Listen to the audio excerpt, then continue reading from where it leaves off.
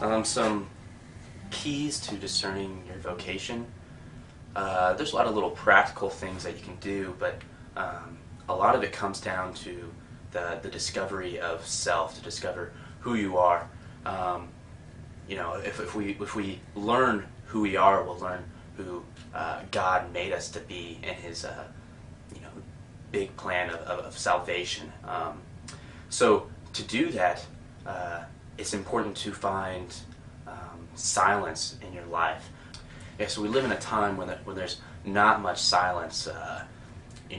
When we're in our car, we have our car radio on. We always have our headphones in.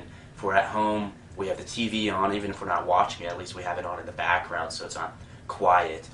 Facebook, Twitter, those things don't make physical noise, but they are very loud in our lives. So we need that silence. If we're going to discern our vocation, if we're going to discover who we are and what we're made for, it's not going to happen if we don't have that silence that God speaks to us in. So one of the best places to discover that silence in, again, not just physical silence, but the silence within ourselves, is in the presence of Jesus Christ Himself and Eucharistic adoration. And being from the Wichita Diocese, there's plenty of opportunities for that around the south central Kansas area. So find that. Some other practical things I would say are, once you find that silence, you create that habit of prayer, of spiritual life, because this is really a spiritual journey. When we say discover yourself, I myself, I know who I am better than anyone else. You'll soon be surprised that you truly don't know yourself. So start creating that relationship with God in that silence, that relationship. So it's not just you asking for things, what do you want me to do? What do you want me to do? What do you want me to do? Am I supposed to be this? Am I supposed to be that? No, you need to shut up and just sit in that silence and listen. A big thing for me was, even after a year or so in seminary, I soon discovered that I really didn't know myself, but I really didn't even know God. So I needed to learn how to fall in love with God. I was searching for love.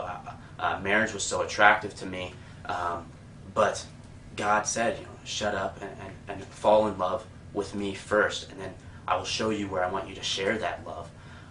And so through the help of chaplains with spiritual directors and that time of silence in the presence of our Lord, I slowly started learning who I was, and it was easier to see I am called to be a priest. Patience is a huge thing. Patience with yourself, patience with God. So just take the time to be patient in silence, but also just patient with yourself. This isn't going to be something you figure out in a month, 2 months, 2 years, whatever. So be patient. And then lastly, I'd say the importance of fraternity, of brotherhood, of friends.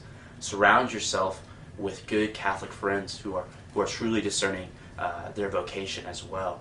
Whether they're thinking they're being more called to marriage than priesthood or not, but they are on the same boat, trying to discover themselves and trying to get to know God better. So with those friends, we're made to be with each other. And so through our relationships with each other, it's easier to learn more about ourselves and learn more about our friends, and to learn more about who we're made to be.